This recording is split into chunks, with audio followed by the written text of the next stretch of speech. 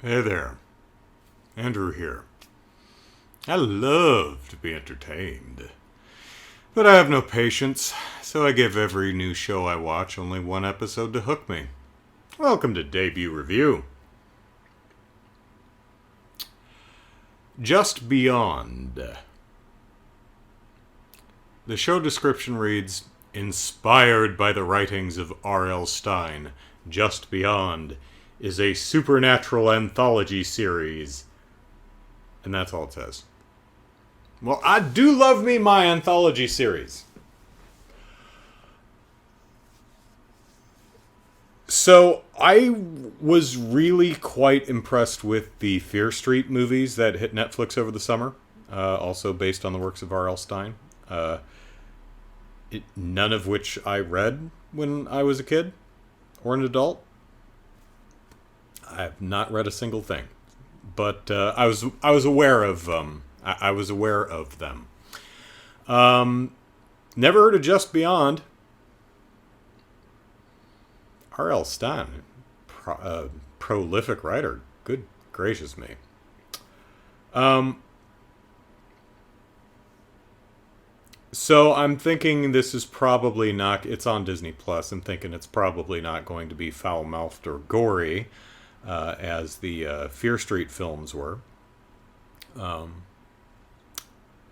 I'm gonna guess this is probably going to be more kid-friendly horror, supernatural horror, more along the lines of Night Books, which was recently on Netflix, or Monster House, which the CG movie from a decade or so ago. Um, so I'm going into this not expecting horror or gore, but I really liked Monster House back in it's 2009 or something like that. And that's definitely for kids, but if it's well done, it's well done. So let's check out Just Beyond and see just how well done it is.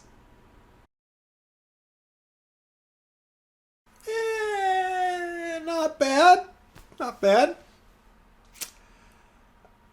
I think it could be really good, but it's not quite there. Um,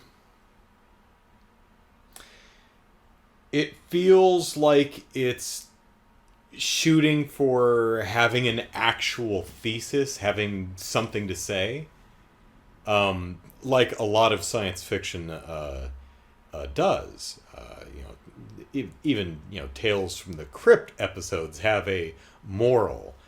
Twilight Zone is usually they're saying something. This feels like it has something to say, but isn't quite comfortable really getting political, so to speak. Which for me makes it come across as slight. Um, let me talk about what this episode is. So, in this episode, there's a high school kid who's discovered climate change, and that is now the most important thing in the world to her. Considering her age, I can't really blame her. It's pretty damn important. I mean, the older you are, the less time you have on this earth, so the less it matters that we make it unlivable. But the younger you are, generally the longer you're going to be here. So, I mean, if the earth is unlivable in 50 years, doesn't really matter so much when you're 60 plus, but when you're a kid, plan to still be here.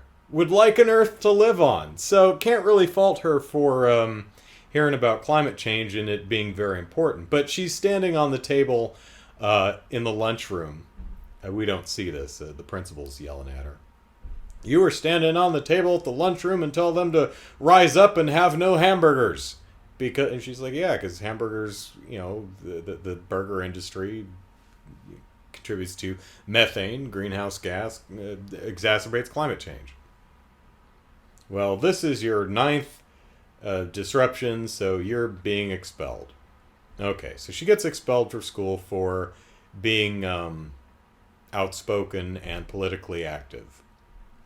Um, so her parents send her to a boarding school for troubled girls, difficult girls, so difficult. And essentially, it's a brainwashing operation. Like, literally, they wash the, well, not like Scrubby Dubby, but Scrubby Dubby. I was kind of pantomiming toothbrush and like, I had an image of a bald head and just scrubby, scrubby, scrubby. Not quite what they do. They put all the girls in like that hair salon bubble thing that goes over your head and brainwash them, and they're just, yay, everything is fine, and I don't think about anything, and I'm just happy and not thinking about anything. Yay.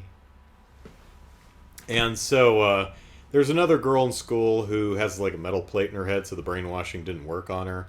So she's the a person that explains to our hero and the audience what's going on. So they sneak out at night and they sneak into the hair salon and watch what's really going on. And there's a girl there. She's like, no, no, don't do it. Ah! And they put the hair salon bubble over their head. Ah! Smoke and lightning and stuff like that. And it comes out and she's got the 1950s hairdo and yay. And then they run away before they're discovered, and then she wakes up the next morning and, oh no, my friend they found out about the plate in her head and they brainwashed her, and so now I'm going to have to I'm going to spoil this whole thing. So she accidentally turns on her radio, which plays music, which is the key to reversing brainwashing. So while she's heading to her hair appointment, her roommate goes to the principal's office and plays the music over the loudspeaker, and all the girls are unbrainwashed now at the end. Okay. It's shot well. The performances are fine. The creep factor is really well done. I think for younger kids, this is really going to work as intended from the creep perspective. I think that's all well done, but in addition to what I was saying in the beginning about it seems to have something to say. It just doesn't really want to, I don't know, dwell on it too much or hammer it home. There's also like a climax missing. Like, she just, oh, music undoes the brainwashing. Hey, I'll go distract the teacher, and you sneak into her office and play the music over the loudspeaker. Okay, and she does, and they win, and that's it.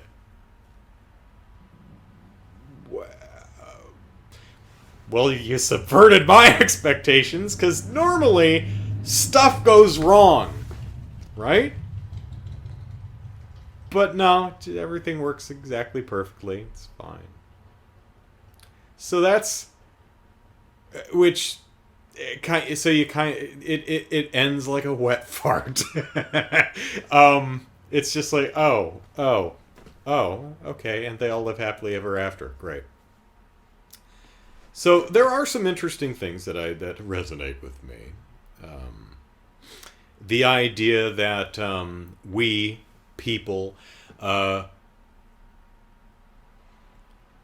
afraid of the things that really matter. We're more interested in our personal comfort than we are in actually dealing with anything that's an issue. And sadly, I've seen examples of that at scale in my life. I've seen people who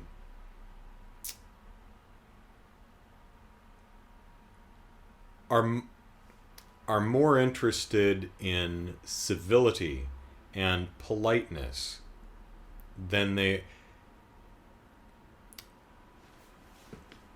Let's say Jason Voorhees was chasing you with a machete, right? That's pretty terrifying. Don't want you to stick me with that machete. That would hurt. could make me dead. Do not want.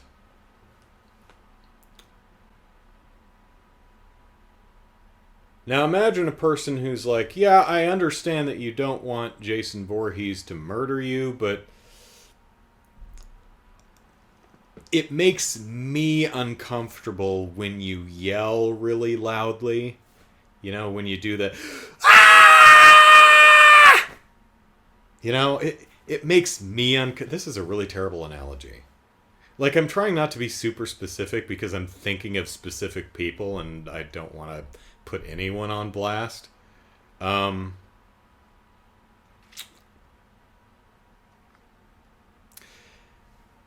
So hopefully you're picking up what I'm putting down.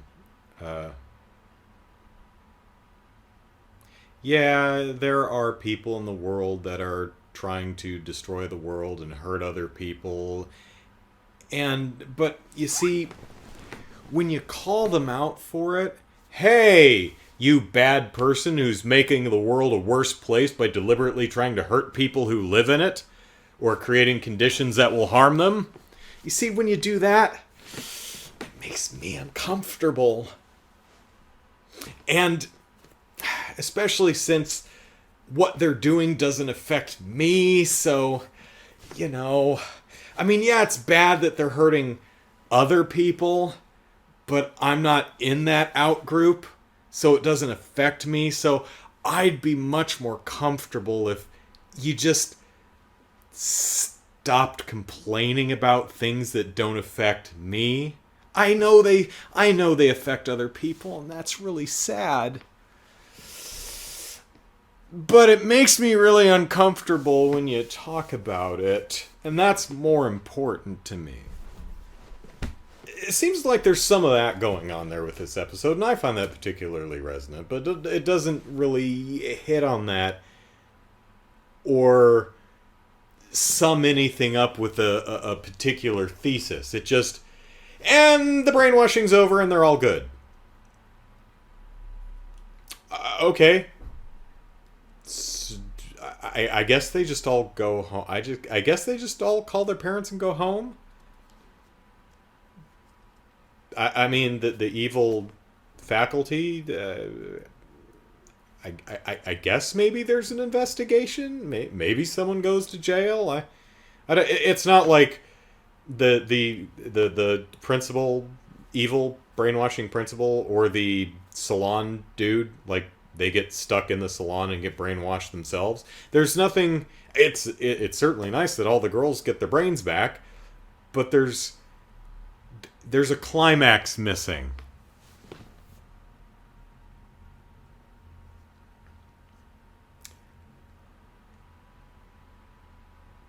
And so there.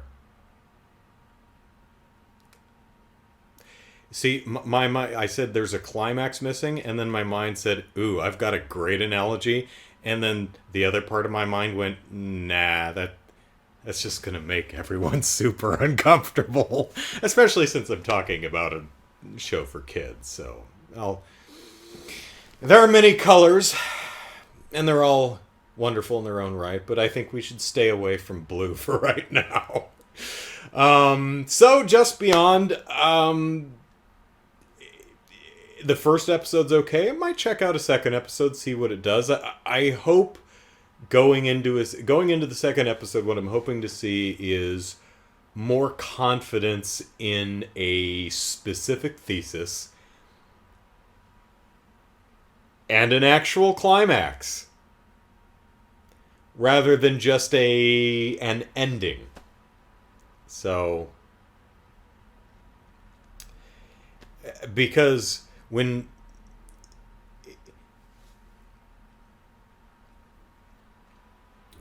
see, I'm like planning ahead on, what if I said something and then just cut to credits? See, it's like that, right? Where there's no actual ending, but I didn't set anything like that up. That's what I'm editing this video in my head now. But